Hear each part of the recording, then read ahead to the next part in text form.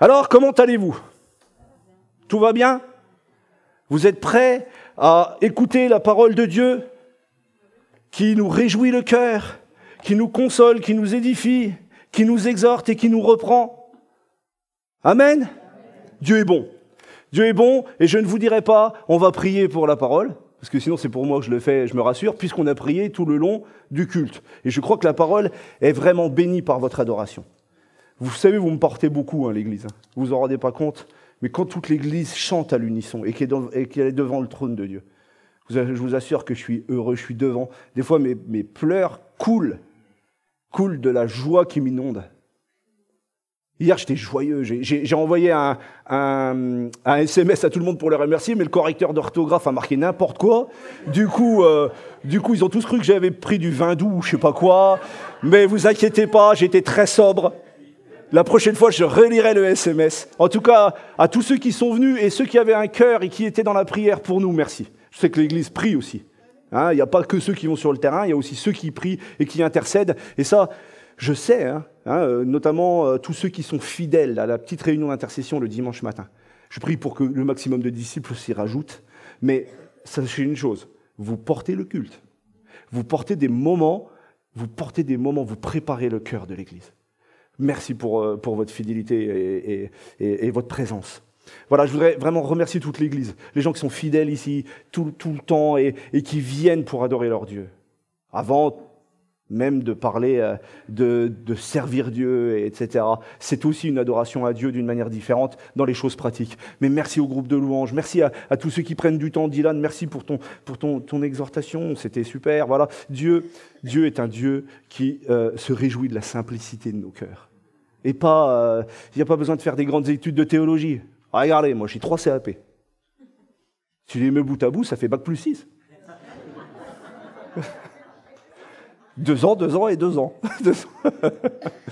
Alors, j'ai quand même une tête. Bon, allez, on n'est pas là pour parler de moi, mais on est là pour parler de la personne de Jésus. J'avais à cœur vraiment de vous lire tout un chapitre de la Bible. La Bible encore. Ah oui, on n'est pas venu pour écouter une recette de cuisine, mais vraiment, et encore. Mais vraiment, j'ai à cœur de vous lire 1 Samuel 24. Tout en entier. C'est une histoire un peu particulière. Bon, ceux qui ont l'habitude de tourner les pages de la parole connaissent cette histoire par cœur. Et je vous dirai le titre de mon message juste après. Alors, c'est vrai que les psaumes ont un décalage suivant les versions. D'accord? Alors, si jamais vous êtes sur le verset 2 et que je suis en train de lire le verset 1, c'est que vous avez la mauvaise version, c'est-à-dire par rapport à moi. Pas la mauvaise version dans son état, mais par rapport à moi. Moi, j'aime bien second, enfin voilà, j'ai toujours travaillé avec ça, donc je reste avec ça, et voilà, il y a les vieux, des fois les vieux, ils ont des habitudes, et c'est comme ça. De là, David monta vers les lieux forts d'En-Guédi, où il demeura. Lorsque Saül fut revenu de la poursuite des Philistins, on vint lui dire, « Voici, David est dans le désert d'En-Guédi. » Saül prit 3000 hommes d'élite sur tout Israël, et il alla chercher David et ses gens jusque sur le rocher des boucs sauvages. Il arriva à des parcs de brebis qui étaient près du chemin, et là se trouvait une caverne où il entra pour se couvrir les pieds. David et ses gens étaient au fond de la caverne. Les gens de David lui dirent, « Voici le jour où l'Éternel te dit, je livre ton ennemi entre tes mains. Traite-le comme bon te semblera. » David se leva et coupa doucement le pan du manteau de Saül. Après cela, le cœur lui battit, parce qu'il avait simplement coupé le pan du manteau de Saül. Et il dit à ses gens, « Que l'Éternel me garde de commettre contre mon Seigneur, loin de l'Éternel, une action telle que de porter ma main sur lui. Car il est loin de l'Éternel. » Par ces paroles, David arrêta tout de suite ses gens et les empêcha de se jeter sur Saül. Puis Saül se leva pour sortir de la caverne et continua son chemin. Après cela, David se leva et sortit de la caverne. Il se mit alors à crier après Saül, « Ô roi, mon Seigneur !» Saül regarda derrière lui et David s'inclina le visage contre terre et se prosterna. David dit à Saül, « Pourquoi écoutes-tu les propos des gens qui disent « Voici, David cherche ton malheur » ? Tu vois maintenant de tes propres yeux que l'Éternel t'avait livré entre mes mains dans la caverne. On m'excitait à te tuer. Mais je t'ai épargné et j'ai dit, je ne porterai pas la main sur mon Seigneur, car il est loin de l'Éternel. Vois, mon père, vois donc le pan de ton manteau dans ma main. Puisque j'ai coupé le pan de ton manteau et que je ne t'ai pas tué, sache et reconnais qu'il n'y a dans ma conduite ni méchanceté, ni révolte, et que je n'ai point péché contre toi, et toi, tu me dresses des embûches pour m'ôter la vie. L'Éternel sera juge entre moi et toi, et l'Éternel me vengera de toi, mais je ne porterai point la main sur toi. Des méchants vient la méchanceté, dit l'ancien proverbe. Aussi, je ne porterai point la main sur toi. Contre qui le roi d'Israël s'est-il mis en marche? Mais contre qui poursuis-tu? Un chien mort, une puce. L'Éternel jugera et prononcera entre moi et toi. Il regardera, il défendra ma cause. Il me rendra justice en me délivrant de ta main. Lorsque David eut fini d'adresser à Saül ces paroles, Saül dit, « Est-ce bien toi? Est-ce bien ta voix, mon fils David ?» Et Saül éleva la voix et pleura. Et il dit à David, « Tu es plus juste que moi, car tu m'as fait du bien, et moi je t'ai fait du mal. Tu manifestes aujourd'hui la bonté avec laquelle tu agis envers moi. Si quelqu'un rencontre son ennemi, le laisse-t-il poursuivre tranquillement son chemin? Que l'Éternel te récompense pour ce que tu m'as fait en ce jour. Maintenant, voici, je sais que tu régneras, et que la royauté d'Israël sera entre tes mains. Jure-moi donc par l'Éternel que tu ne détruiras pas ma postérité après moi, et que tu ne retrancheras pas mon nom de la maison de mon père. » David le jura à Saül, puis Saül s'en alla dans sa maison. Et David et ses gens montèrent au lieu fort. Amen. Quelle histoire! Quelle histoire! Pour ceux qui ne connaissent pas trop la parole de Dieu, et je vais faire très rapidement ce qui s'est passé un petit peu avant, les chapitres d'avant. Chapitre d'avant, si on remonte quelques chapitres, Jonathan, le fils de Saül, le roi d'Israël, est venu prévenir David que Saül, son père, en voulait à sa vie. Il a donc fui. Et il a fait plein de choses, David, pendant ce temps-là. Il a été vers un peuple étranger. Mais quand il est arrivé devant ce peuple étranger, vous lirez, je ne vous donne pas les détails, parce que sinon c'est trop facile, il faut aussi lire la parole de temps en temps. Quand il est arrivé devant ce peuple étranger, il s'est rendu compte que le roi était il a eu tellement peur de ce roi qu'il s'est fait passer pour fou. Et Dieu l'a délivré dans la situation où il était. Mais il ne pouvait rester sur place. Et il est donc parti vers une autre ville. Et dans cette ville, il arrive, et la ville est occupée par les Philistins, et les Philistins sont l'ennemi du peuple d'Israël. Il arrive dans cette ville, avec ses quelques hommes, et il délivre cette ville. Mais cette ville est obéissante au roi d'Israël et va trahir David. Mais ils n'ont pas le temps de le trahir, puisque Dieu, à travers la bouche d'un prophète, va prévenir David. Et David va... Oui, c'est vrai, t'as raison Sandra, va calmer tout le monde là-haut. Et David, dans ce moment, entend la voix de Dieu, car il consultait son Dieu pour savoir ce qu'il devait faire dans cette situation. Et voici que David, donc, est prévenu par l'Esprit de Dieu à travers la bouche d'un prophète. Je ne vous dis pas les noms, c'est volontaire. Il est bon d'aller lire la parole. Ce prophète annonce à David qu'il va être trahi. L'Esprit de Dieu lui annonce qu'il va être trahi. Alors il part de cette ville et il se met en marche avec toute la cohorte de ses compagnons et s'arrête dans une caverne. C'est là que démarre notre histoire. Mais à côté de ça, vous avez un autre personnage qui s'appelle le roi d'Israël, Saül. Et lui, Saül, pendant que toute cette histoire s'est faite au niveau de David, qu'il le fuit, lui, Saül, le poursuit. Et Saül, malheureusement, est un roi qui a commencé humblement avec l'onction de Dieu sur lui, mais à ce moment-là, il est plein de problèmes intérieurs. Et il a laissé l'amertume et la haine l'envahir, parce que David brillait plus que lui. Alors qu'il n'était pas encore roi, mais il savait que Samuel l'avait oint pour roi. Il savait qu'il allait être celui qui allait reprendre les rênes du royaume d'Israël. alors c'est fomenté dans le cœur de ce roi une haine tellement forte qu'il en a voulu à sa vie. D'ailleurs, c'est pour ça que Jonathan le prévient au départ. Et puis voilà que Saül se met en route contre lui dans cet épisode. Et il passe à chaque fois à travers les villes par où il est passé. Et voici qu'il arrive à Keïda, c'est la ville où il était, où il avait failli être trahi. Et quand il arrive là, il arrive et puis il y a 85 prophètes. 85 prophètes qui sont là pour faire l'œuvre de Dieu. Et que fait Saül ? Saül, on vient lui rapporter qu'un prophète a prévenu David par l'Esprit de Dieu. Alors il convoque ce prophète. Et ce prophète lui dit, oui, j'ai déclaré à David les paroles que Dieu m'avait données. Saül fait tuer le prophète, puis les 85 autres, puis il fait tuer tout le monde. Les femmes, les enfants, tout le monde. Sa folie de jalousie envers cet homme de Dieu l'a amené à faire un acte terrible. Puis vient je vous passe les détails, vient un temps où il se remet en route et il va à la poursuite de David. Et voici qu'on arrive à notre passage où David est dans la caverne. Alors, avant de démarrer, je voudrais éclaircir un point.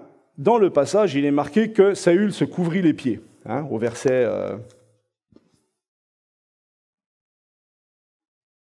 quelque chose. Au verset 4, merci. Au verset 4, il est marqué que Saül se couvrit les pieds. Il était bien évident qu'il n'avait pas froid aux pieds. Il est rentré dans cette caverne comme vous allez au water closet. Il y allait pour soulager ses besoins. Donc, voici que Saül est dans une position clairement vulnérable et plus que vulnérable. Alors, je ne vais pas commencer tout de suite sur ce verset, je l'éclaircissais parce que je sais que quand on lit la Bible au début, des fois on a du mal avec certains versets et on ne comprend pas toujours ce qui est dit. Se couvrir les pieds, aujourd'hui, ça ne veut plus rien dire. Moi, quand je me couvre les pieds, c'est parce que j'ai froid aux pieds. Je suis dans mon salon, hop, vite, je vais chercher un plaid, je me mets un petit truc, hop, sur les pieds. Je ne vais pas aux toilettes pour autant. Là, c'est pas la même chose. Voilà, donc, à travers ce récit, je voudrais quand même, en introduction, vous dire, on rencontre deux catégories de personnes dans la vie. On rencontre ceux qui ont envie vraiment d'accepter le pardon de Dieu, de comprendre ce qu'est le pardon, et de mettre les fruits de ce pardon à rechercher, à aimer son Dieu, à aimer les autres et à servir Dieu. Ça, c'est le cœur que David avait. Ça ne veut pas dire qu'il était parfait, ça veut dire qu'il cherchait à aimer son Dieu. Il cherchait à adorer son Dieu. Il cherchait à faire plaisir à son Dieu. Et puis vous avez ceux qui se demandent s'ils ne sont pas de trop grands pécheurs, qui sont constamment en train de s'accuser intérieurement. Vous avez ceux comme Saül, qui, parce qu'à force de se poser des questions, de comment Dieu va faire, de pourquoi celui-ci fait ci, pourquoi celui-ci il a ça et pas moi, etc., finissent par laisser rentrer des racines d'amertume. On ne vient pas de zéro à la haine comme ça. Ça commence tout doucement. Ça commence par ne plus écouter la parole, s'irriter contre le messager que le Seigneur envoie. Ça peut être le messager, ça peut être un moment de méditation où l'Esprit de Dieu vous parle. Ce n'est pas spécialement le pasteur qui est en train de prêcher. On s'irrite. On s'irrite parce que Dieu vient, en fait, comme un chirurgien, avec un scalpel. Il vient pour, dans notre âme, essayer de nettoyer quelque chose. Mais Dieu nous a donné le libre choix. Et comme Saül, on peut choisir ou la vie ou la mort. On peut choisir ou, dans chaque situation, écouter la voix de Dieu ou s'écouter soi-même. Parce que c'est comme ça que ça commence. C'est qu'on s'écoute soi-même. Et après, on a des réflexions. Et après, on regarde les autres. Et après, parce qu'on ne veut pas intégrer en nous qu'il faut expulser le problème avec l'aide de Dieu. Alors, le titre de mon message ce matin, c'est que Dieu donne toujours l'occasion qu'on puisse revenir à lui. Dieu nous donnera toujours l'occasion qu'on puisse revenir à lui. Je ne sais pas où tu en es, mais imagine, je vous ai juste raconté qu'un tout petit passage de ce que Saül avait fait. Ces 85 prophètes tués, etc. Il a fait énormément de boulettes. Et Dieu lui parle encore. Et Dieu vient encore lui dire, si tu te repens, je ne renie pas mes dons. Je t'ai élu roi comme Israël, je te redonnerai ton onction. C'est ça en fait qui était en jeu. Et peu importe que Saül ait tué ses 1000 et David ait tué ses 10 000. C'est pas une histoire de valeur. C'est une histoire d'avoir la présence de Dieu avec soi. Et d'accepter qui on est. Avoir une juste vision de soi-même. Et je ne reviens pas aux prêches qu'on a prêchées il y a quelque temps. Mais réellement, voici comment notre cœur doit se présenter devant Dieu, comme celui de David. Alors, avant de commencer, parce qu'on va surtout parler du messager qu'a été David, pour donner la possibilité à ce que Saül soit ramené dans les voies de Dieu, je voudrais rappeler et analyser rapidement ce que ce roi avait en lui. Saül était jaloux, était plein de haine envers David. Pourtant, celui-ci ne lui a jamais fait de mal. Bien au contraire. Il ne lui veut que du bien. On sait même que quand il s'énervait, vous imaginez, vous êtes avec votre pasteur. Je vais vous faire la scène. Vous êtes dans mon bureau. Et tout d'un coup, je pète une pile, je prends un couteau et je te l'envoie. Ça te passe à côté de la tête, rac, ça se plante dans le mur. C'est ce qui s'est passé avec David. David était proche du cœur de Dieu. Et puis voici qu'il est, on l'appelle pour qu'il vienne chanter les louanges de Dieu. Et puis Saül il s'énerve, il lui balance tellement il est plein de haine envers lui, plein de ressentiment à cause de sa réussite. Il prend le javelot et il lui balance une lance et ça plante à côté. Et il est marqué que quand David jouait de l'harpe et chantait les louanges de Dieu, ça calmait et apaisait le cœur de Saül. La onction de Dieu était tellement sur David, était tellement sur lui, qu'il arrivait même sur un cœur complètement fermé à amener la paix.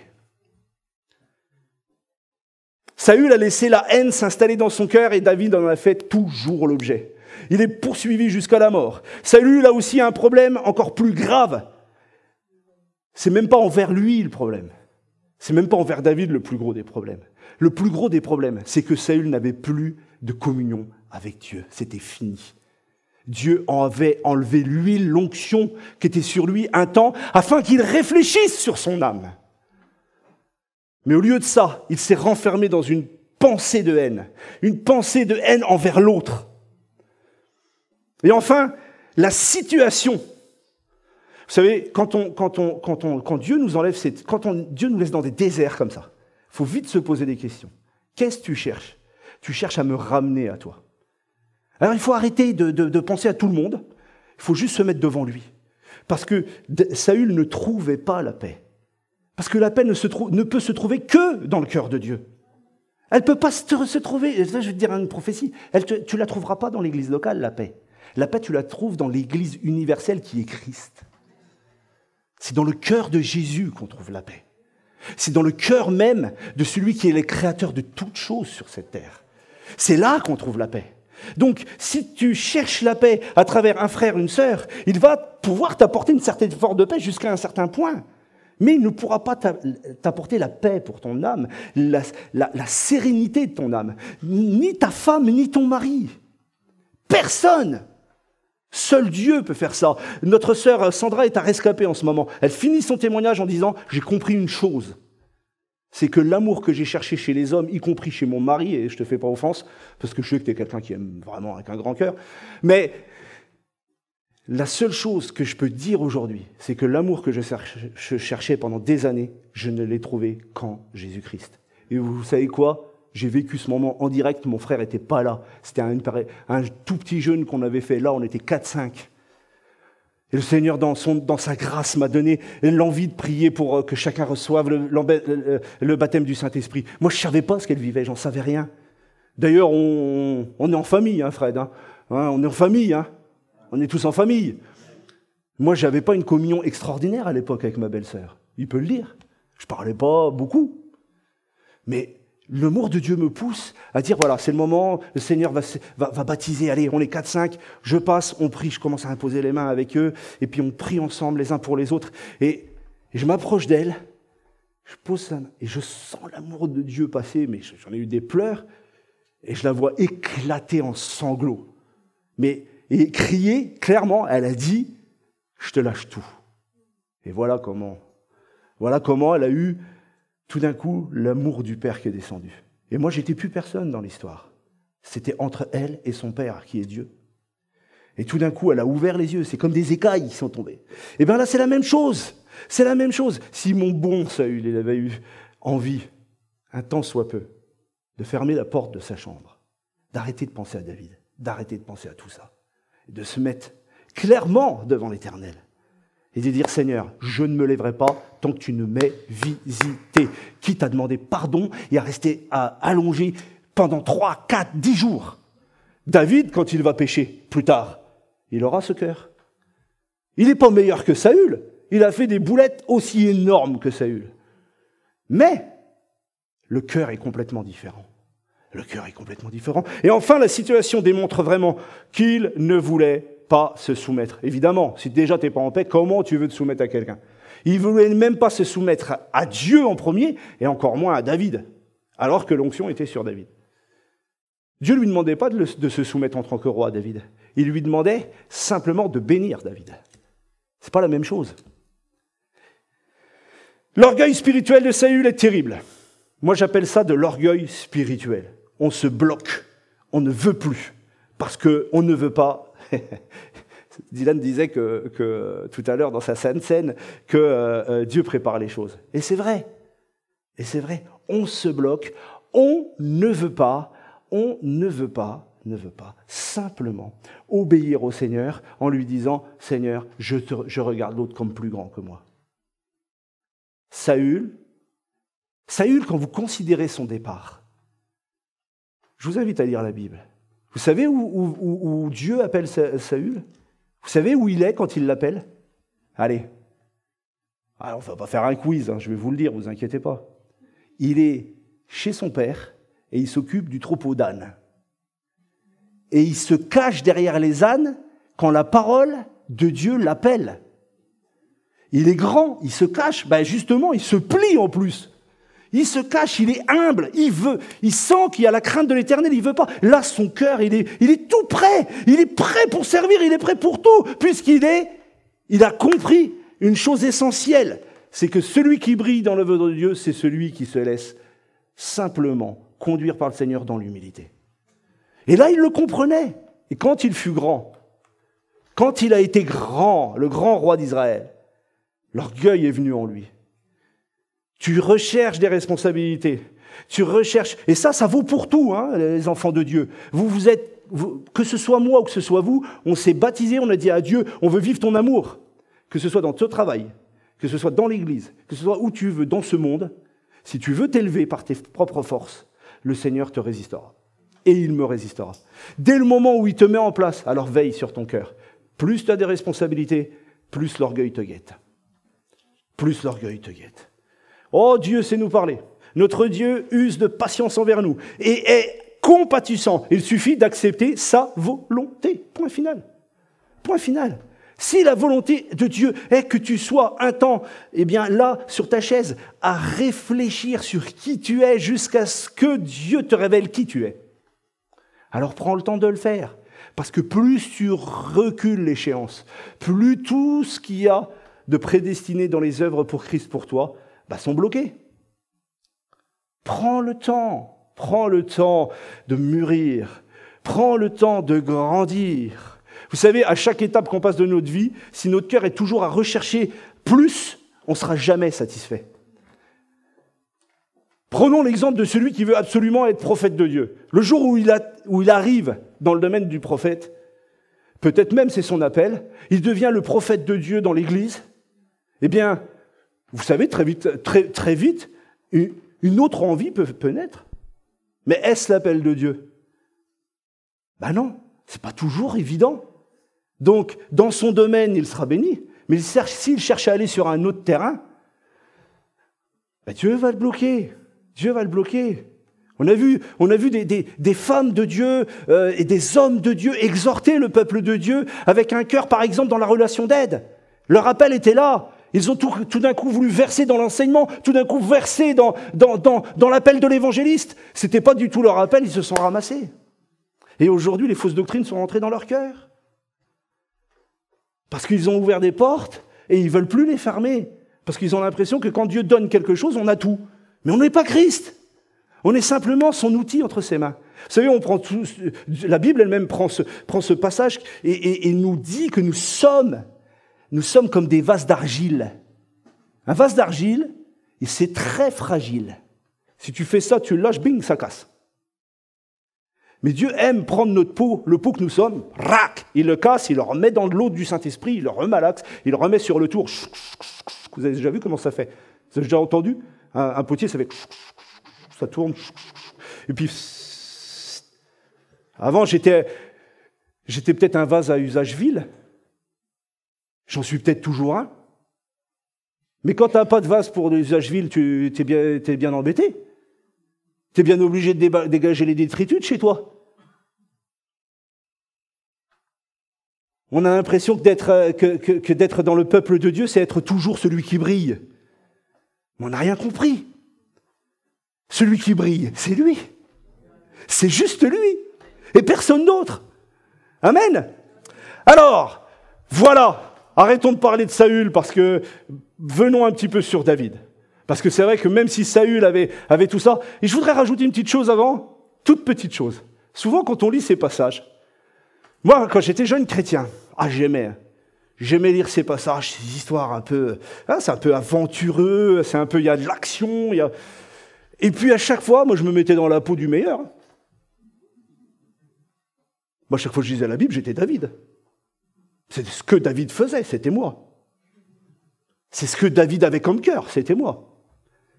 Pas pendant la période de Bathsheba, pendant ces moments-là.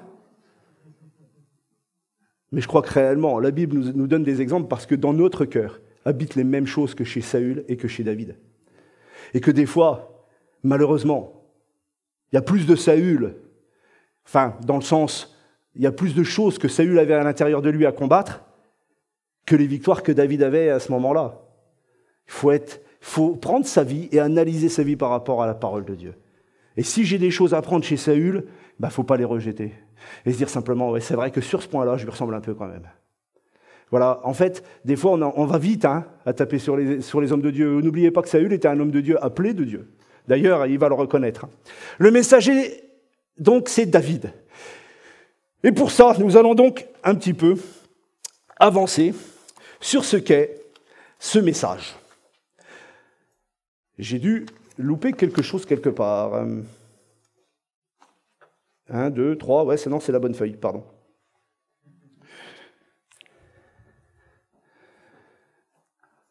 La grâce de Dieu est sur nous. Premièrement, ce message que David porte, c'est un message qui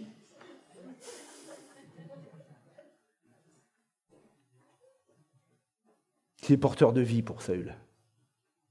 Mais ce n'est pas facile de l'accepter. David est incontestablement à ce moment-là de sa vie un serviteur de Dieu fidèle. Un serviteur de Dieu fidèle. Alors si tu veux voir un petit peu Dieu agir dans ta vie, il va falloir que tu commences à rentrer dans la fidélité de Dieu. Ça fait longtemps que tu es assis sur ta chaise. Vous savez, moi je prêche pas, je suis pas quelqu'un qui prêche, je suis pas très conventionnel. Si l'Esprit me dit de dire quelque chose, je vous le dis tout de suite. Comme ça au moins c'est fait. Au début de mon ministère, des fois je taisais les choses, je rentrais chez moi, j'étais malade. Alors excusez-moi, mais je préfère que je ne sois pas malade en rentrant. Tu es sur ta chaise depuis des années et tu crois que Dieu va bénir ta vie parce que tu viens à l'église. Dieu te bénit parce que tu viens à l'église?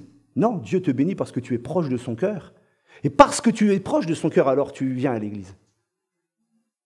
Et parce que tu comprends qui est le Christ, alors tu viens à l'église. Et c'est juste une évidence que d'être dans la maison de Dieu. Mais ce n'est pas parce que tu es dans la maison de Dieu que tu seras béni. Et là, il est en train de me dire clairement, l'Esprit de Dieu, que tu as besoin d'être fidèle. Tu n'es pas fidèle dans la prière, tu n'es pas fidèle dans la parole, tu n'es pas fidèle dans le service. Comment veux-tu? C'est comme si tu étais dans un foyer, mon enfant. C'est comme si tu étais dans un foyer où tes parents te demandent des choses et tout le temps tu dis non. Mais par contre, tu fais belle figure. Tu viens, tu fais très belle figure. Tu es chez toi, tu dis oui papa, oui maman, mais jamais rien n'est fait. Jamais rien n'est fait. Ben ça, le cœur de David est complètement différent. Lui, il n'avait rien du tout, il n'avait pas de papa, il n'avait pas de maman, il n'avait plus de foyer, il était en fuite, mais c'était un serviteur fidèle. fidèle, qui peut porter un message de vie. Parce que qu'est-ce qui fait qu'il porte le message de vie? C'est que chez lui habite la foi de Dieu. La fidélité, c'est ça, hein. C'est faire habiter la foi de Dieu en soi. On a eu la foi pour lever sa main, pour accepter Jésus. On a eu la foi pour aller jusqu'aux eaux du baptême. Pourquoi tu n'as pas la foi pour continuer à servir Dieu? Pourquoi tu n'as pas la foi pour aller plus loin avec Jésus? Lève-toi! Prends les rênes de ta vie spirituelle. Commence à lire ta Bible. Commence à l'aimer. Commence à haïr le péché. Commence à aimer ton Dieu. Parce que aimer son Dieu, c'est aller l'honorer. Honore ton père et ta mère et... Voilà. Afin que tu vives longtemps, une belle vie. Alors honore ton Dieu puisqu'il est ton père. Honore-le, il attend que ça.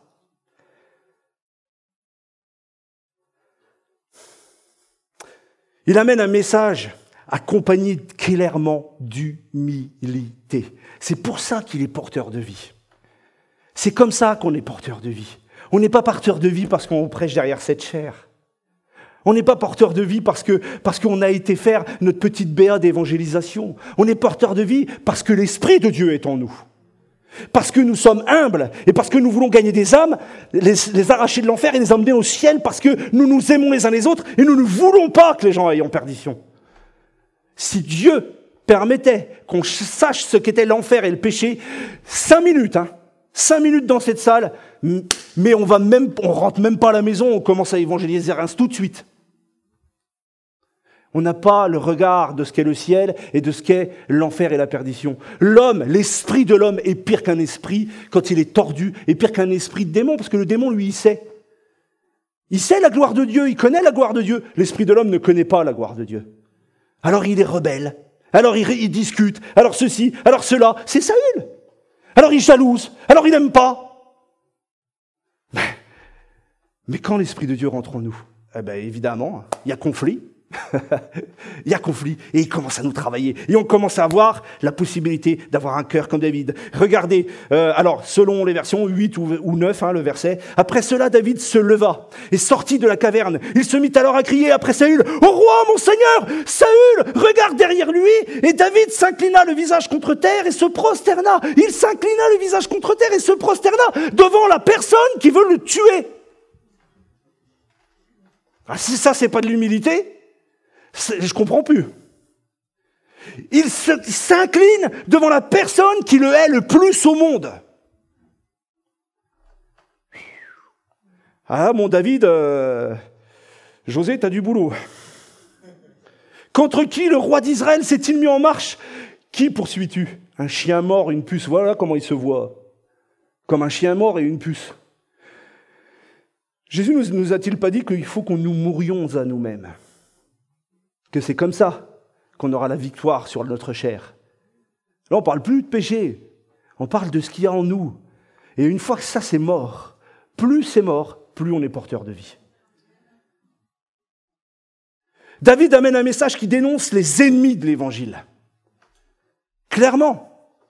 David dit à Saül, au verset 10 ou 9, David dit, pourquoi écoutes-tu des propos des gens qui disent, voici David cherche ton malheur? Mon frère, ma sœur, je te pose la question. Est-ce que tu as envie d'être porteur de vie? Alors je repose la question parce que j'ai entendu que 4 réponses. Est-ce que tu as envie d'être porteur de vie pour Jésus? Eh bien, si tu as envie d'être porteur de vie, arrête d'écouter ceux qui critiquent l'Église. Arrête d'écouter ceux qui critiquent ton frère, ta sœur. Et arrête d'être celui qui, aussi, des fois, est celui qui critique. Arrête! Arrête, parce que tu ne peux pas porter la vie. La médisance et la critique dans notre vie amènent à ce que l'onction de Dieu et la vie de Dieu ne soient plus véhiculées par nous. Dieu veut des enfants sages qui recherchent à bénir et non à maudire. Il va jusqu'à se prosterner devant celui qui le haïssait. Moi, ça rentrait pas dans ma tête. J'y arrivais pas. Quand j'ai vu ce que Saül faisait, je me suis dit, mais c'est inadmissible, il tue des enfants à cause de la jalousie qu'il a contre David, juste un peu avant. Je dis, c'est pas possible. Et David, il est porteur de vie pour Saül. Quand Dieu te dit, maintenant, va falloir que tu t'humilies, et voilà la situation que tu as eue maintenant. Va falloir que tu baisses un petit peu les oreilles, que tu te courbes devant moi, que tu ailles voir le frère ou la sœur, que tu ailles voir la personne. Et même s'il t'a offensé, tu vas le bénir. Waouh! Waouh! Très, très, très dur. Très, très, très dur. Très, très, très dur. Et vous savez quoi? Avec l'amour de Jésus, c'est pas dur. On peut y arriver. Je crois qu'on peut y arriver. Si ça a été donné à des gens qui n'avaient pas l'Esprit de Dieu, d'une manière aussi forte, à l'époque, l'Ancienne Alliance, l'Esprit de Dieu venait couvrir les personnes. Alors qu'aujourd'hui, la promesse, c'est « je répandrai sur toute chair de mon esprit et je ferai de vous mes habitations ». On a l'Esprit de Dieu en nous, on peut être encore plus que vainqueur, encore plus que David. Encore faut-il le vouloir, car Dieu, et comme je disais tout à l'heure, le Saint-Esprit est un gentleman, il ne te forcera pas. Il te laisse le libre choix de vivre ta vie de foi comme tu l'entends. Alors on arrive à l'église, et on croise les bras, et on fait la tête, et on s'assoit, encore un dimanche. Et pendant qu'on voit, et ça m'est arrivé, et c'est terrible d'être comme ça, pendant qu'on voit la joie rayonner sur les autres, à l'intérieur de nous, on se dessèche. Et même pire, on commence à avoir des idées, à se dire, regarde-les, ils m'énervent. En fait, ce n'est pas l'église qui t'énerve, c'est ton manque de communion avec le Seigneur qui t'irrite. Reviens à lui, il redonne la vie. Il redonne la vie. Et s'il faut que ça passe par la bouche d'un serviteur, s'il faut que ça passe par la bouche d'un David, il va susciter des David autour de toi. Il va susciter des David tous les jours. Un jour, il s'appellera José, un autre jour, il s'appellera Vincent, un autre jour, il s'appellera Isabelle, un autre jour, il s'appellera Sandra, un autre jour, il s'appellera Maria, Farida, Mohamed. Ça, je ne sais pas qui il va susciter. Mais ça sera des David qui vont parcourir ta vie. Et à chaque fois que tu dis non, tu recules l'échéance. Vous savez quoi? Dieu redonne la vie, Dieu ressuscite, mais jusqu'au jour où tu pars de cette terre. Alors fais le bon choix. Fais le bon choix. Parce qu'il n'y a pas de karma. Ça ne recommence pas. C'est faux. Il est réservé à mourir une seule fois, après quoi vient le jugement. Hébreux 9, 27. Sachez où va votre âme. Dieu redonne la vie et il veut redonner la vie. David amène un message à Saül qui va toucher, qui touche à ce qui est caché et personnel. Il arrivait, et c'est marqué au verset 4 ou 3, tout dépend encore des versions, il arriva à des parcs de brebis qui étaient près du chemin. Et là, se trouvait une caverne où il entra pour se couvrir les pieds. David et ses gens étaient au fond de la caverne. Bon, on a déjà dit ce qu'était le sens de se couvrir les pieds. On a tendance tous à faire comme Saül, à chercher une caverne pour aller se mettre de côté, prendre le temps d'être tout seul. Alors, j'ai extrapolé un peu le passage, vous me permettrez la chose. Mais on aime tout d'un coup, plus on laisse grandir en nous la possibilité de ne pas revenir humblement devant notre Dieu, on aime se trouver des petites cavernes. Une petite caverne où on va se réfugier. La caverne du raisonnement, par exemple, philosophique. La caverne de la rébellion envers la parole de Dieu. La caverne de « je sais mieux ». Moi, je sais mieux que mon frère. Moi, je comprends mieux la parole que toi. Alors, puisque je comprends mieux la parole que toi, tu ne peux rien m'apporter. Mais on se met volontairement dans des cavernes où on ne peut plus nous parler. C'est fini, c'est terminé. Et juste là, il ne reste plus qu'une chose pour les frères qui t'aiment en face. La puissance de la prière, ils ne peuvent plus te parler. C'est fini, tu as tout fermé, c'est terminé. Si tu n'arrives déjà pas à entendre des hommes, ne me dis pas que tu arrives à entendre Dieu. Dieu demande des choses qui sont dans le plus profond de nous-mêmes. Alors si tu n'arrives déjà pas à entendre ton frère qui veut bénir ta vie simplement dans une conversation, il dit de la même manière que des fois il reçoit des choses de toi. Et il dit ça va pas. Bon ok, ça va pas. Alors sur le moment, ça peut être un peu houleux. Mais si on a le cœur de Dieu, on rentre à la maison, on se dit mais en fin de compte, il a pas tort ou elle a pas tort. Et puis on revient, et puis on dit, bon, écoute, t'avais raison. T'avais raison. On peut être têtu, on peut être borné, ça je le comprends. Mais si cet entêtement vous amène à vous perdre, c'est plus de l'entêtement, c'est de l'orgueil. C'est de l'orgueil, c'est plus de l'entêtement, c'est de l'orgueil. Il faut mettre des mots. David amène aussi un message qui montre le danger auquel Saül a échappé. On va voir ça. Verset 5 ou 4. Les gens de David lui dirent, « Voici le jour où l'Éternel te dit, je livre ton ennemi entre tes mains, traite-le comme bon te semblera. » David se leva et coupa doucement le pan du manteau de Saül. « Tu vois maintenant de tes propres yeux que l'Éternel t'avait livré aujourd'hui entre tes mains dans la caverne. On m'excitait à te tuer, mais je t'ai épargné, et j'ai dit, je ne porterai pas la main sur mon Seigneur, car il est loin de l'Éternel. Vois mon Père. Vois donc le pan de ton manteau dans ta main. Amen. » Première partie de ces deux versets. Tout s'est conseillé à David. Ils lui ont dit, regarde, il est là, tranquille. Il est tranquille, il est accroupi, là, trac, il n'y a plus qu'à couper la tête. Hop là. Il s'est approché calmement. Il a coupé un bout du manteau. Le pan, simplement. Un bout de tissu. Au moment où il coupe le tissu, imaginez-vous, il est plein de crainte. Mais ce n'est pas une crainte humaine, c'est la crainte de l'esprit qui arrive dans son cœur. Tout d'un coup, il se dit, non, là je suis en train de faire quelque chose qui n'est pas bon.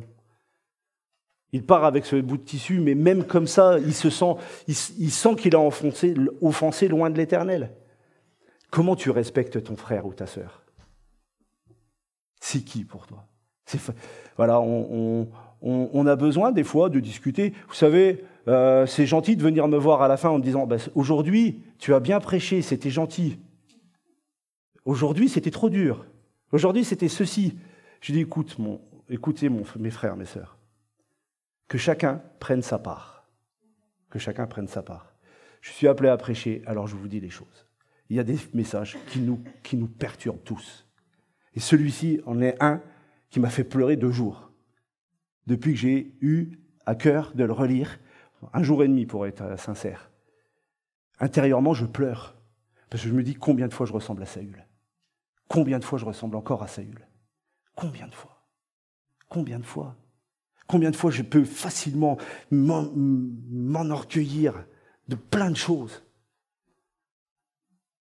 La Bible est là pour nous parler de nous-mêmes. Pas pour parler de l'Église ou pour parler des autres. Elle est là pour nous parler de nous-mêmes.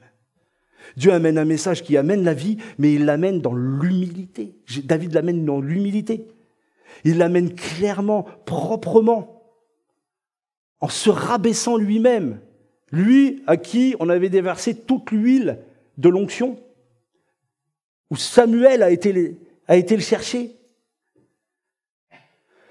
Et il montre et il considère combien cet homme de Dieu, pour lui, a de l'importance. Saül, pour David, n'a jamais été son ennemi. Dans le cœur de David, Saül n'a jamais été son ennemi. Il a toujours été l'homme de Dieu placé par Dieu. Et vous savez une chose, c'est pas pour autant qu'il ne voit pas en Saül les problèmes. Il lui dira par la suite, on va le voir. Et il n'aura pas peur. Il n'aura pas peur. Des fois, nous rencontrons des situations difficiles dans nos vies. Là, je peux vous dire que Saül, il peut bénir Dieu. Là, logiquement, il aurait dû mourir. Dans ces temps-là, David a été plus que clément. Parce que tout, intellectuellement parlant, tout était en place pour qu'il tue ce roi. Vous imaginez? Le prophète Samuel l'avait oint comme roi d'Israël. Il savait que l'onction de Dieu était sur lui. Il savait que ça allait être lui. Tout était fait et il pouvait se dire, mais la situation là est la situation qui va m'amener au trône de Dieu, au trône d'Israël. Et en fait, il s'est dit, non, je ne toucherai pas loin de l'Éternel. Si justice il doit y avoir, alors c'est l'Éternel qui s'en charge. Si condamnation il doit avoir, c'est pas mon problème, c'est le problème entre lui et Dieu. Lui, Dieu, ce qu'il me demande, c'est que je véhicule la vie vers Saül. Alors je vais lui montrer maintenant comment il faut faire. Vous savez que Dieu nous donne des protections comme ça. Il a été protégé, là, clairement. Vous êtes d'accord avec moi? Dieu donne des protections dans des situations. Moi, j'ai rencontré pas mal de situations difficiles. J'ai des témoignages vraiment où ma vie aurait pu basculer d'enfant de Dieu à aller jusqu'en prison. Je me rappelle d'une situation après être revenu d'une évangélisation qui était terrible, où on a été manger un kebab, je crois que je l'ai déjà raconté ça, avec les frères, et on avait quelques-uns, mon petit frère était là, on va manger un kebab, et je rencontre une ancienne connaissance de quartier, qui avait fait de la prison, et qui, bon, voilà, je vous le dis, il avait été accusé d'avoir tué une femme enceinte, de je ne sais plus combien de coups de couteau. Et je vois ce gars, et dans mon élan de disciple de Christ, je me dis, il faut lui apporter l'évangile. Et donc, au kebab, il s'approche. Je dis, ah, salut, ça va, tout ça, ouais, ouais. Et puis, je commence à vouloir lui apporter l'évangile, et j'ai l'impression qu'il accroche. Et il me demande, tiens, t'as une bagnole, tu peux pas me véhiculer?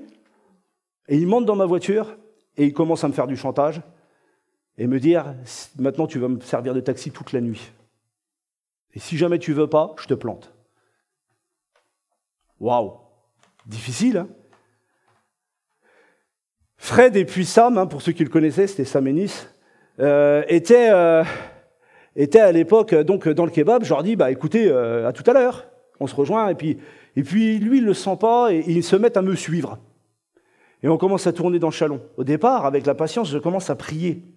Et je me dis, Seigneur, bon, je vais l'emmener dans un coin, etc. Et le gars, 1 heure se passe, 1 heure et demie, 2 heures. Je tourne toujours. Et vous savez quoi? La vieille nature commence à remonter à la surface, intérieurement. Je sais comment j'étais. Et sur le côté, puisque nous avions toujours des véhicules très classe, on avait toujours des voitures. Alors là, attention, ça avait au moins facilement 200 000 bornes. Ça roulait très mal. Enfin, ça se roulait très bien, mais c'était des vieilles machines et qui pouvaient nous... Il y a toujours un truc qui pouvait péter à tout instant. Donc, j'avais toujours des outils dans la boîte à gants, un petit coup de tournevis, un machin, un truc, des clés, voilà. Et puis plus il vocifère. Et puis, il me dit, allez, je vais vous faire partager le truc. Tous les 10 minutes, il me dit, moi, je suis le fils de Satan. Il était défoncé, complètement. Moi, je suis le fils de Satan. Et si t'es pas content, je t'égorge. Toi, le chrétien, qui me dit, Seigneur, ta grâce. Je revis l'instant, même là, ça m'énerve. Non, mais je suis sincère avec vous. La chair demande ses droits. Mais nous avons l'Esprit de Dieu. Et intérieurement, je dis, Seigneur, voilà, là, j'arrive, ça fait 2 heures qu'il me fait tourner en bourrique. Eux, ils étaient derrière moi, je ne sais pas ce qu'ils comptaient faire, mais enfin, voilà. Allez le voir tout à l'heure, il vous expliquera. Mais je sais une chose. C'est qu'au moment, j'allais faire une bêtise. Je dis, Seigneur, voilà. Pour ceux qui connaissent Chalon, j'étais à hauteur de l'hémicycle, le rond-point. Et je dis, Seigneur, ou tu fais quelque chose de miraculeux, ou dans le quart d'heure, je prends un tournevis, je pète en travers la tête. J'étais comme ça.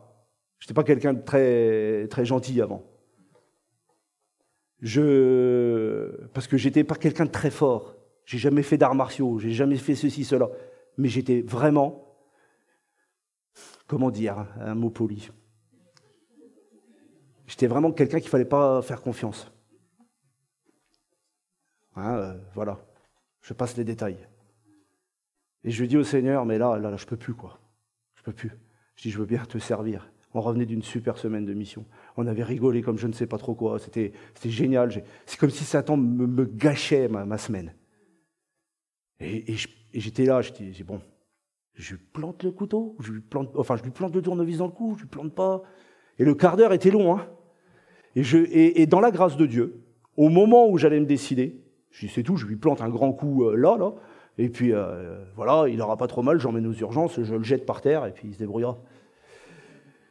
Et au moment où j'allais je commence à prendre le tournevis. Je commence à le prendre réellement. Je chope et je sens des clés. Je mets des clés. La clé, elle était là, entre les doigts, une clé de serrure, plus le tournevis dans la main. Et puis je tourne à l'hémicycle. Donc, je répète où j'étais. Je tourne à l'hémicycle, je fais le tour, je m'en vais, je reviens vers le pont de Marne. Tac. Et puis là, un grand barrage, il y avait des anges tout bleus. Ah, là, j'ai béni la police. Ah, je dis, pour une fois, ils sont là au bon moment. Le Seigneur a envoyé des anges en uniforme, dis donc. Alors, c'était la BAC qui était là, ils m'ont arrêté. Ils m'ont dit, monsieur, descendez. Quand il le voit dans la voiture, il dit, toi, tu descends. Il l'appelle par son prénom, je tairai son prénom volontairement. Il descend, et je sais pas, ils se mettent à parler avec lui, ils me mettent de côté, ils me demandent mes papiers, le papier de la voiture et tout. Et puis l'inspecteur de la BAC, il me dit, et il vous fait tourner depuis combien de temps, là? Waouh. Ben, je dis, depuis 2 heures, je ne vais pas vous le cacher, au moins. Il me dit, parce que la semaine dernière, il y a un gamin qui a failli se suicider à cause de lui. Ah, je dis, mais non, mais je dis, voilà, je vous raconte pas ce qui se passe, mais moi, je ne me serais pas suicidé, c'est sûr. Par contre, j'aurais peut-être été en tôle. Et il me dit, non, mais je vous comprends, attendez, bougez pas. Et il dit, machin, hop, garde à vue, et moi, j'ai été libéré, je ne l'ai plus jamais revu. Amen. C'est pour vous dire, Saül a été gardé, mais on peut être gardé. Mais on peut être gardé de nous-mêmes. Moi, Dieu m'a gardé, ce soir-là, il ne m'a pas gardé de mon acte. Il a gardé que je n'aille pas jusqu'au domaine du péché. C'est ça surtout qui est important. Parce que j'étais à 2 doigts de tomber dans le péché. Parce que mon but, c'était pas au départ, c'était quoi? De lui apporter l'évangile, de lui apporter la vie. Mais des fois, il y a des situations périlleuses dans la vie. Et il peut vous arriver des choses, alors peut-être pas similaires à celle-là, mais il peut vous arriver des choses de cet ordre-là. Et nous devons véhiculer la vie, qu'on le veuille pas. Certains ont été sciés pour l'évangile, dit la parole. Certains ont été torturés, bafoués, et ils l'ont accepté. Je ne sais pas comment je réagirais, j'en sais rien. Mais la persécution est un domaine qui peut arriver à l'enfant de Dieu.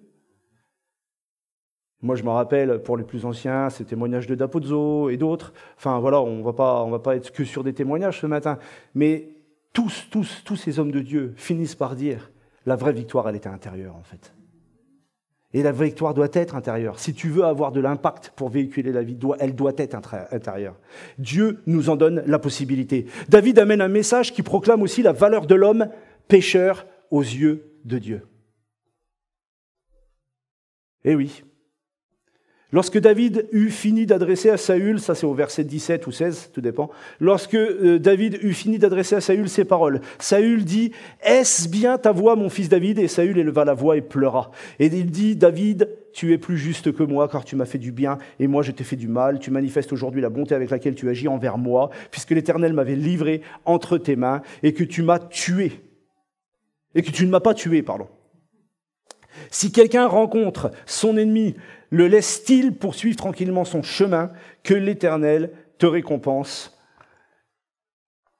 pour ce que tu m'as fait en ce jour.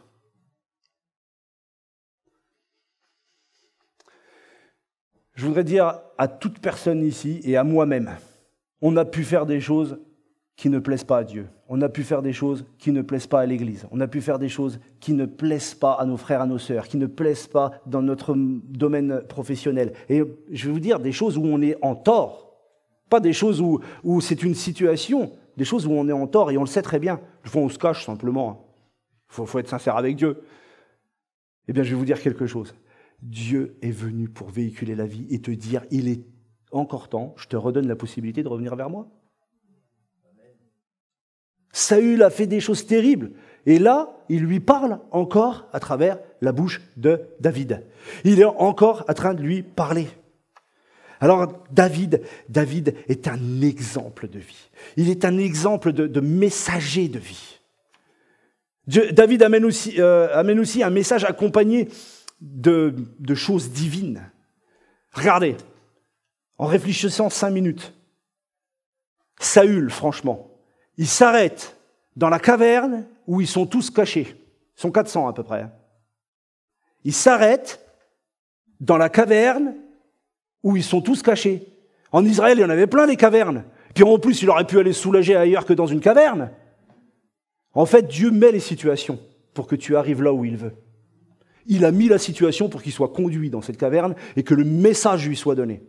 Quand tu vas sur la rue piétonne, eh bien, hier, j'étais content, il y en a qui ont prié comme ça. Seigneur, envoie vers moi les hommes qui ont besoin d'entendre ce que j'ai, moi, à leur donner par rapport à ton esprit. Et je crois qu'on ne rencontre pas des gens au hasard hein, quand on se met à prier.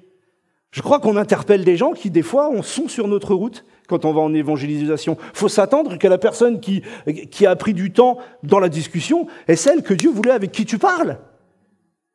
Eh bien, moi, je le crois, ça. Je crois que Dieu met sur notre route, que ce soit dans le témoignage personnel ou que ce soit les situations qui font que tu vas rencontrer telle ou telle personne. Et que tu vas être celui qui va véhiculer la vie pour lui. Amen. Je voudrais m'excuser auprès de ceux qui peut-être ont besoin de rentrer manger. En tout cas, sachez une chose, à midi, si vous voulez vous lever et partir, moi je ne juge personne. Je voudrais juste terminer les 2 points qui ne sont pas très longs. Hein, faut vous sentir libre, hein. On est à la maison. S'il faut partir parce que vous êtes invité, allez-y. Hein, personne vous retient. Maintenant, si vous voulez, si vous avez du temps, je termine. David amène un message qui annonce le jugement de Dieu aussi. Il dénonce le péché, il dénonce le jugement de Dieu. L'Éternel sera juge entre moi et toi, au verset 13 ou 12. Entre moi et toi, et l'Éternel me vengera de toi, mais je ne porterai point la main sur toi. L'Éternel sera juge entre moi et toi, et l'Éternel me vengera de toi. Dans des versets avant, il est marqué, et toi tu me dresses des embûches pour m'ôter la vie. Il veut pécher contre, il veut le tuer. Hein, être meurtrier, je vous rappelle, tu ne tueras point, c'est marqué dans la Bible quand même. C'est un péché de vouloir tuer quelqu'un. Non mais, comme ça, hein, je le dis au passage, si quelqu'un aurait quelque part l'idée d'aller tuer quelqu'un en sortant, c'est un péché, faites pas ça. Des méchants vient la méchanceté, dit l'ancien proverbe. En fait, le cœur était tellement dans l'amertume que la méchanceté l'habitait tous les jours. Et que dit-il? L'Éternel sera juge entre toi et moi. Non seulement il dénonce le péché, mais en plus, il annonce le jugement de Dieu. Il n'annonce pas son jugement et sa condamnation. Il annonce la condamnation et le jugement de Dieu sur sa vie, s'il ne revient pas. Alors que c'est quoi le message du moment pour Saül? C'est « Je te redonne la vie si tu reviens. Je te redonne tout ». David amène un message qui est accompagné d'un bon comportement aussi. Ah, on l'a vu, et je ne vais pas me répéter, mais aujourd'hui, même Saül, dans ce moment-là, le jour même, le moment même, il reconnaît, il dit, tu manifestes aujourd'hui la bonté avec laquelle tu as agi envers moi. Un bon témoignage. Il n'a pas rendu le mal pour le mal. Il a rendu la réponse au mal, un cœur soumis à Dieu, qui lui a montré comment Dieu aime. Ça, c'est l'image de Christ. David est une image de Christ. Christ s'est fait frapper, s'est fait humilier, a été à la croix, a payé pour nous, et il a toujours été un exemple jusqu'au bout. Jusqu'au bout. David amène aussi un message de foi en la délivrance. Et c'est ça, je vais vous libérer, c'est le dernier point.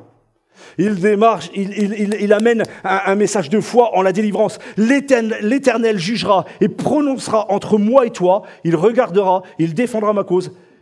Il me rendra justice en me délivrant de ta main. Le Seigneur nous délivre de nos ennemis, frères et sœurs. Quel est ton ennemi dans ton âme? Qu'est-ce qui t'oppresse? Tu as du mal à aimer? Dieu te délivre de cette pensée maintenant, à l'instant, au nom de Jésus. T'as du mal à véhiculer la bénédiction, à parler de Dieu. Dieu délivre. Dieu te donne tout ce qu'il faut.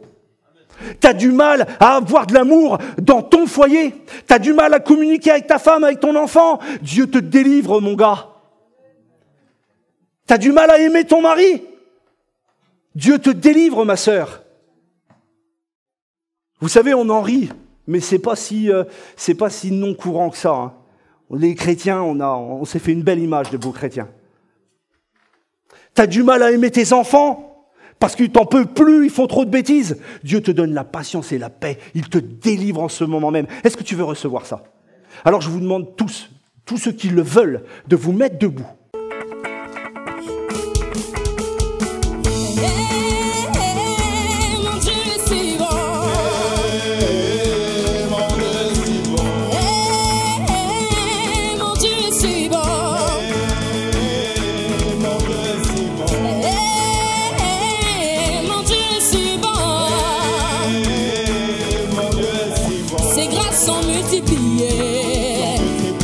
C'est grâce grâces sont multipliées, ses faveurs sont multipliées, ses bontés sont multipliées. Hey, mon Dieu est si bon. Hey, mon Dieu est si bon. Oh oui, ses grâces sont multipliées, ses faveurs sont multipliées, ses bontés sont multipliées, ses faveurs sont multipliées. Hey, mon Dieu est si bon. Mon Dieu est si bon. Hey, mon Dieu est si bon. Mon Dieu est si bon. Hey, mon Dieu est si bon. Oh oui, ses grâces sont multipliées, ses bontés sont multipliées, ses faveurs sont multipliées. Oui, ses grâces sont multipliées, ses bontés sont multipliées, ses faveurs sont multipliées. Oh oui, si bon, si bon, si bon, si bon, si bon. Mon Dieu est si bon. Si bon, si bon, si bon, si bon, si bon. Mon Dieu est si bon. Si bon, si bon, si bon, si bon, si bon. Mon Dieu est si bon. Si bon, si bon, si bon, si bon, si bon. Mon Dieu est si bon. Hey, mon Dieu est si bon. Mon Dieu est si bon. Hey, mon Dieu est si bon. Alléluia. Mon Dieu est si bon. Hey, mon Dieu est si bon. Oh oui, ses grâces sont multipliées, ses faveurs sont multipliées, ses bontés sont multipliées.